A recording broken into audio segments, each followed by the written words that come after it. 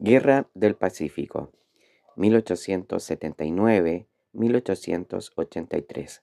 En febrero de 1879, Chile ocupó militarmente Antofagasta para impedir el remate decretado por el gobierno boliviano de las salitreras confiscadas a la Compañía Chilena de Salitre de Antofagasta, por haberse negado ésta a pagar las gravosísimas contribuciones impuestas por Bolivia, con lo cual este país vulneraba los tratados celebrados con Chile en 1866 y 1874. El presidente de Bolivia, don Hilarión Daza, impulsado por el gobierno del Perú, regido por el general don Mariano Prado, declaró entonces la guerra a Chile. El gobierno peruano fingió mediar amistosamente, pero Chile, que conocía un tratado secreto de alianza ofensiva y defensiva entre el Perú y Bolivia, existente desde 1873, declaró la guerra a ambos el 5 de abril de 1879. Esta fue llamada Guerra del Pacífico. Bloqueo de Iquique. Las hostilidades comenzaron en el océano, pues había que destruir el poder naval peruano para transportar las tropas al norte. Antofagasta fue el punto de concentración de las fuerzas chilenas.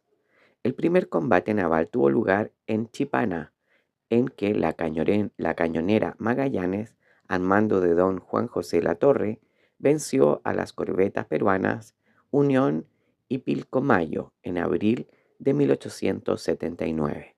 Luego, el almirante Williams Rebolledo, jefe de la escuadra chilena, estableció el bloqueo de Iquique y a mediados de mayo partió al Callao en busca de la escuadra peruana, dejando en Iquique a las viejas naves de Madera, Esmeralda y Covadonga, al mando respectivamente de los capitanes Arturo Prat la Esmeralda y Carlos Condel la Covadonga.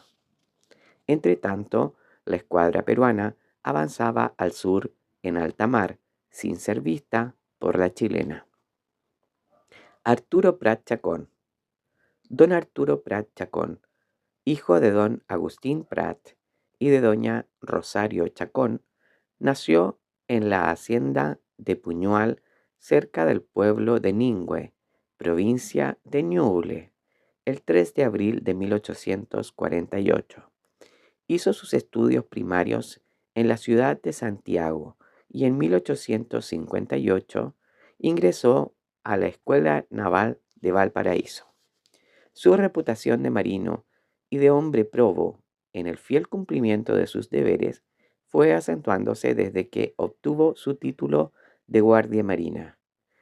En la guerra contra España en 1865 se distinguió en los combates de Papudo y Aftao, mas su espíritu superior, dedicado siempre al estudio, le inclinó a la profesión del foro y sin abandonar su carrera de marino, se tituló de abogado.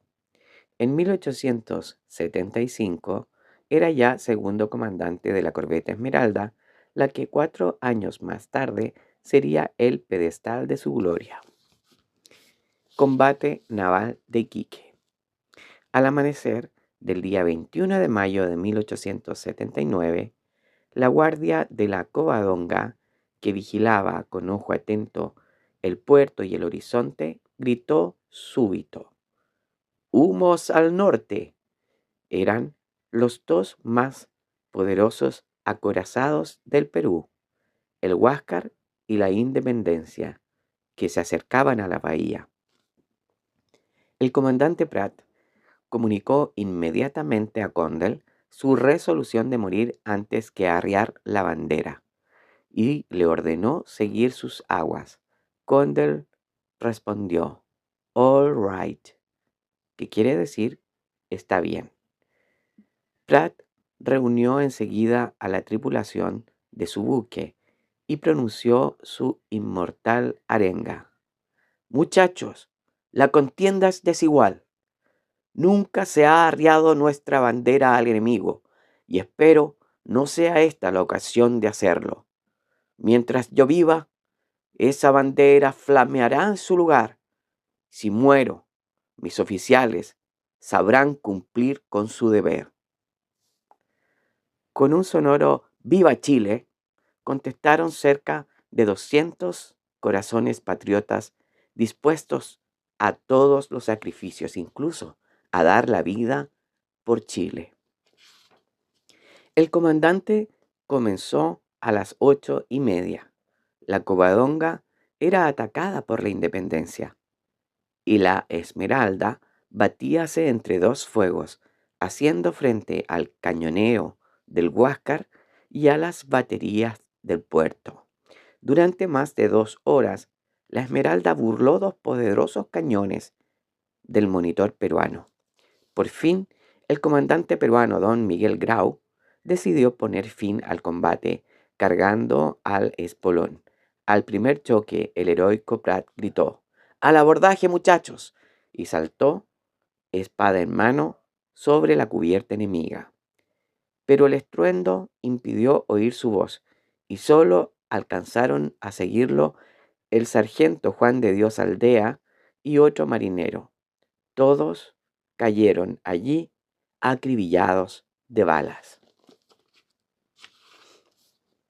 Al segundo espolonazo saltaron el teniente Ignacio Serrano y 12 compañeros que también cayeron inmolados. El teniente Luis Uribe continuó la resistencia. Un tercer espolonazo del Huáscar y una descarga cerrada de sus cañones destrozaron la gloriosa corbeta chilena, que comenzó a hundirse lenta y majestuosamente, mientras el guardiamarina Ernesto Riquelme disparaba el último cañón y lanzaba el último «Viva Chile». De los 180 hombres, solo quedaron 60 flotando sobre las olas, los que fueron salvados por los botes del Huáscar. Entretanto, en la rada de Iquique tenía su epílogo tan desigual combate. Carlos Condel dirigía hábilmente la Covadonga cerca de la costa, perseguida por la Independencia. Al llegar a Punta Gruesa, la fragata peruana quiso espolonear a la averiada goleta chilena, pero quedó encallada en una roca. La Covadonga volvió contra ella y empezó a disparar sus cañones para rendirla, pero el Huáscar acudió en su auxilio y la nave chilena huyó a Antofagasta. Captura del Huáscar. Durante 5 meses, el Huáscar esquivó un encuentro con la flota chilena. Por fin, el 8 de octubre de 1879, las naves de nuestra escuadra, el Cochrane, mandado por don Juan José Latorre, y el Blanco, al mando de don Galvarino Riveros, sorprendieron al monitor peruano en Punta de Angamos, frente a Mejillones, y le obligaron a batirse. En el combate, las certeras balas del Cochrane partieron la torre blindada del Huáscar. El comandante Grau, que estaba allí dirigiendo la maniobra, fue completamente destrozado. Sucesivamente, sucumbieron el segundo y el tercer jefe. En tal situación, no quedaba a la nave peruana más recurso que hundirse heroicamente o arriar su bandera. Hizo lo último con la rendición del Huáscar.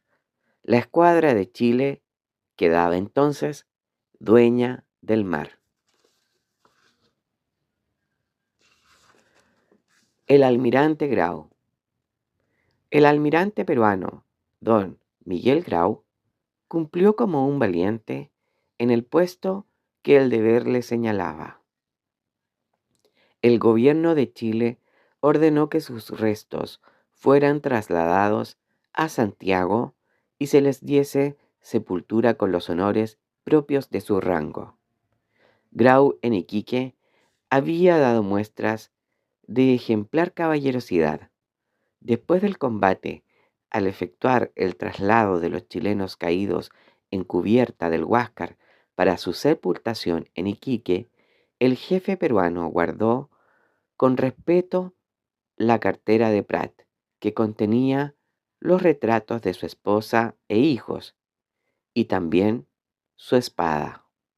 Más tarde, el comandante Grau envió la cartera y la espada a la viuda del héroe, con una carta en que hacía cumplido elogio de su valor. Grau mereció por este acto de hidalguía el aprecio general de los chilenos. A los héroes de Iquique. Para inmortalizar la memoria de los héroes de Iquique, el gobierno mandó erigir el magnífico monumento de las glorias de la Marina, que se levanta en Valparaíso, en cuyo pedestal se yergue arrogante la figura de Prat, y en cada una de las 4 esquinas de su base figuran las estatuas de Serrano, Riquelme, Aldea y un marinero. Fue inaugurado en el año 1886 por el presidente don Domingo Santa María. El 21 de mayo de 1888 se trasladaron los restos del comandante Prat desde Iquique a Valparaíso y se depositaron en la cripta de este monumento junto con los de sus demás compañeros de sacrificio. Campaña de Tarapacá. Mientras se desarrollaba la guerra marítima, Chile había concentrado en Antofagasta un ejército de 12.000 hombres a las órdenes del general don Erasmo Escala. Los aliados, por su parte, tenían destacados entre Iquique y Tacna 14.000 soldados, dirigidos por los presidentes don Marino Prado del Perú y don Hilarión Daza de Bolivia. Desembarco en Pisagua.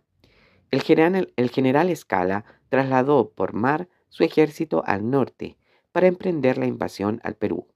El 2 de noviembre de 1879 desembarcó en Pisagua con 10.000 soldados y en medio de un diluvio de balas de los defensores del puerto se apoderó de Pisagua. A esta atrevida acción siguieron sucesivamente los combates de San Francisco, Agua Santa, Dolores y Tarapacá. En la batalla de Dolores, librada el 19 de noviembre, el coronel don Emilio Sotomayor derrotó al general peruano don Juan Buendía, quien retrocedió hacia la quebrada de Tarapacá, donde se fortificó con 5.000 hombres. Allí el ejército chileno atacó resueltamente otra vez. Batalla de Tarapacá. El héroe de la batalla de Tarapacá, librada el 27 de noviembre de 1879, fue don Eleuterio Ramírez, comandante del Regimiento Segundo de Línea. Ramírez, con fuerzas inferiores, acomete al enemigo. Una bala le destroza un brazo.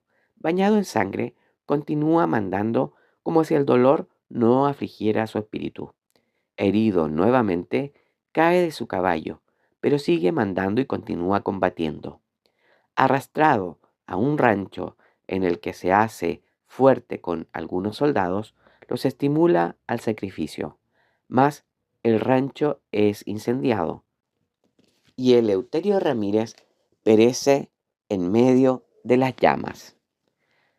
Los peruanos quedaron dueños del campo, pero no supieron aprovechar la victoria, pues se retiraron a Arica y Chile se posesionó de la provincia de Tarapacá. En este desigual combate, el enemigo se apoderó del estandarte del segundo de línea, después de perder en su defensa toda la escolta y abanderados. Fue recuperado posteriormente en Tacna. Nuevo general en jefe. El desastre glorioso de Tarapacá alejó del mando del ejército chileno al general Escala y en su lugar fue designado por el gobierno el prestigioso general don Manuel Baquedano. El resultado favorable a Chile de la campaña de Tarapacá provocó disensiones en los dos países aliados. El presidente Prado del Perú dimitió proclamándose dictador el coronel don Nicolás de Piérola. Lo mismo ocurrió en Bolivia, donde Daza fue depuesto y reemplazado por el general don Narciso Campero. La gloria de llevar al éxito final la Guerra del Pacífico correspondió a don Manuel Baquedano, militar que se había distinguido en las campañas de Arauco. Nació en Santiago en 1826 y murió en 1897. Ministros en campaña. Don Rafael Sotomayor es otra de las figuras de la campaña del 79. Ejerció el cargo de ministro de guerra en campaña. Fue el alma del ejército y el más eficiente factor de su organización y de sus triunfos. Mientras desempeñó su cargo, estaba en todas partes. La víspera de la batalla de Tacna, después de un trabajo abrumador y penosísimo, hizo una jornada de 20 leguas a lomo de mula. Aquel viaje le costó la vida, pues a su regreso murió de improviso en su tienda de campaña de Yaras, el 20 de mayo de 1880. Había nacido en Melipilla en 1822. José Francisco Vergara. En reemplazo de Sotomayor, el gobierno de Chile designó ministro de guerra en campaña al coronel don José Francisco Vergara, que había participado con brillo en las secciones superiores. El nuevo ministro perpetró los elementos para la campaña de Lima. Campaña de Tacna y Arica. Los Ángeles y Tacna. La campaña de Tacna y Arica la realizó el general don Manuel Baquedano. Con un ejército de 12.000 hombres, desembarcó en Hilo y Pacocha, al norte del río Sama, y después de desalojar a los peruanos en las alturas de Los Ángeles, marchó sobre la ciudad de Tacna, centro de las fuerzas aliadas. Cerca de Tacna y sobre una meseta bautizada con el nombre de Campo de la Alianza, se habían fortificado las tropas perú-bolivianas al mando del general Campero. El 26 de mayo de 1880 se libró la sangrienta batalla de Tacna. Cerca de 5.000 soldados quedaron en el campo, entre muertos y heridos, de los cuales 2.000 eran chilenos. El ejército boliviano se retiró al interior de Bolivia y ya no volvió a tomar parte en la guerra. Baquedano ocupó Tacna, pero quedaba por tomar el Morro de Arica. Toma del Morro de Arica. El coronel don Pedro Lagos, jefe valiente y enérgico, recibió orden del general Baquedano de tomarse Arica, puerto defendido por tropas veteranas al mando del aguerrido coronel peruano don Francisco Bolognesi, fortificado en el Morro, macizo, montañoso que da su frente al mar, cortado a pico, y que había sido rodeado por todos sus demás flancos con una multitud de minas de dinamita. Con sagacidad y astucia, el coronel Lagos movilizó silenciosamente sus tropas en la noche, mientras dejaba algunos hombres en el campamento iluminado por fogatas, para hacer creer al enemigo que el ejército chileno reposaba allí tranquilamente. Cruzó el campo tapizado de dinamita y al amanecer del día 7 de junio de 1880 trepa al asalto las escarpadas faldas del Morro con sus valientes soldados bajo una atronadora granizada de balas que desde lo alto de la inexpugnable fortaleza arrojaban los peruanos. El asalto fue sangriento, pero los chilenos trepaban impertérritos cubriéndose de gloria y haciendo gala de heroísmo. Al cabo de solo 55 minutos de lucha cuerpo a cuerpo, flameaba el hermoso tricolor de Chile en la cumbre del Morro de Arica. El propio Bolognesi murió en la acción y de todos sus subordinados no libró uno solo sin caer muerto, herido o prisionero.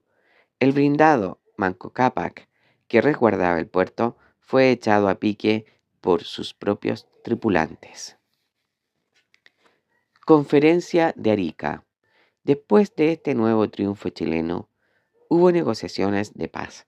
Los países beligerantes aceptaron la mediación de Estados Unidos, cuyos representantes celebraron la conferencia de Arica a bordo de una corbeta norteamericana, pero los aliados no accedieron a la cesión definitiva de Antofagasta y Tarapacá exigida por Chile. Esto dio a entender a los chilenos que la paz debería ser impuesta en Lima. Carlos Condel. Don Carlos Condel, comandante de la Covadonga en el combate naval de Iquique, nació en Valparaíso el 14 de agosto de 1843. Templó su alma de marino en la Escuela Naval junto a Prat y empezó su carrera gloriosa en el combate de Papudo en 1865. Sirvió durante 22 años en la Marina y alcanzó el grado de contraalmirante. Murió en Quilpué en 1887. Campaña de Lima. Batallas de Chorrillos y Miraflores. Entretanto, el dictador Pierola había preparado la defensa de la capital, levantando fortificaciones en las alturas de Chorrillos y en Miraflores, movilizando 30.000 hombres. A fines de 1880, Baquedano desembarcó con 25.000 soldados en la costa peruana al sur de Lima, y el 13 de enero de 1881 el ejército chileno trepó valerosamente las alturas fortificadas de Chorrillos y las tomó a la bayoneta. 2 días después, mientras el general Baquedano hacía nuevas tentativas de reconciliación, Pierola atacó de sorpresa una división chilena en Miraflores.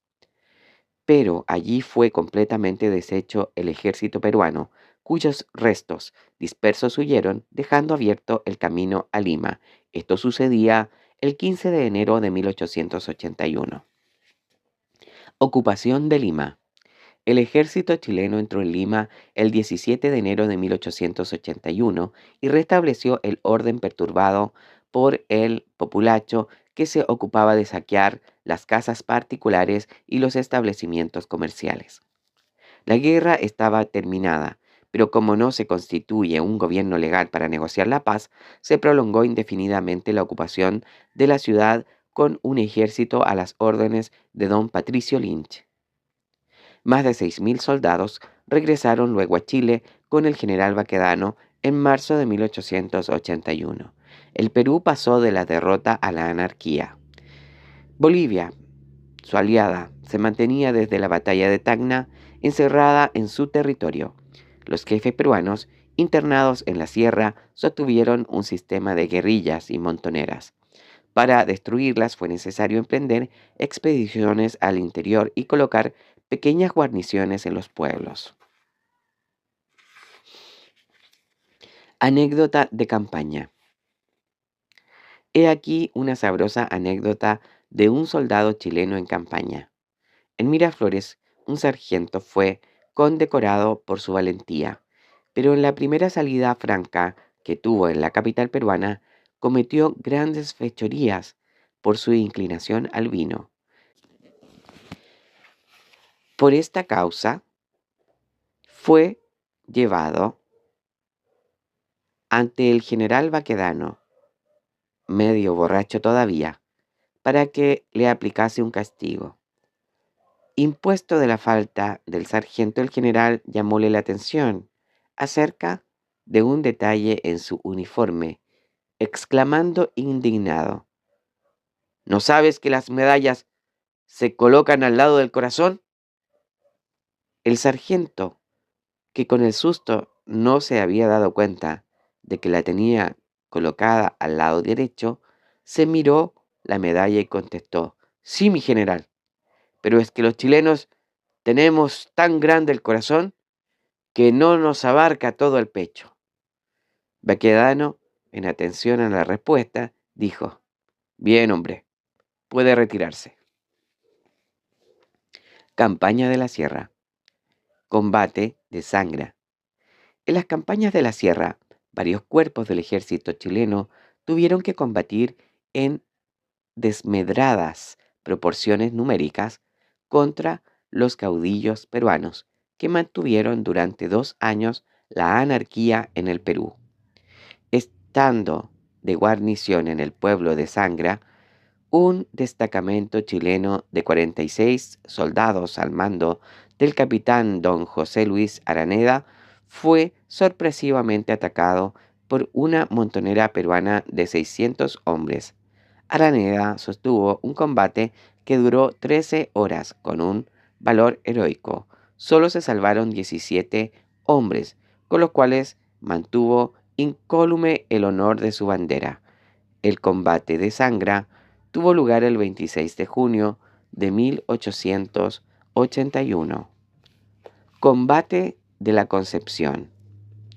Uno de los episodios más heroicos y conmovedores de la campaña de la Sierra fue el combate librado en la plaza de la aldea de la Concepción.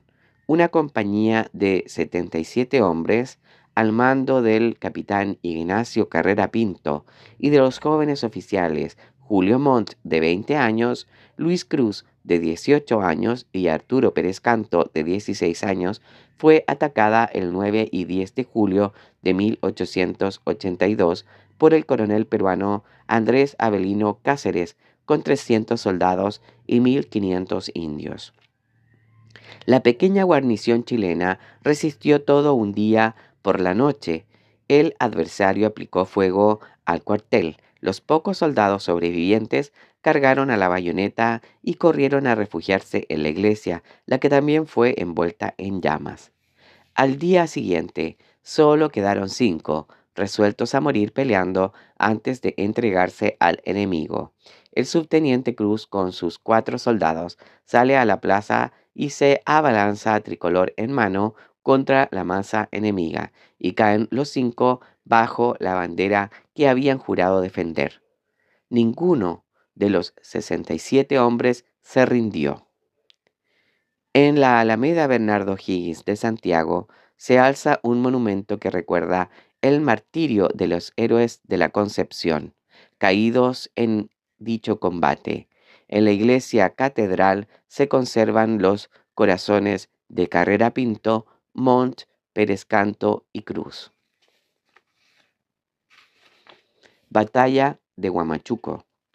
El 10 de julio de 1883, el coronel Alejandro Gorostiaga, que perseguía a Cáceres después de una larga y penosa jornada, descansaba con 1.600 hombres en Huamachuco, cuando fue atacado por un ejército de 3.500 soldados del caudillo peruano.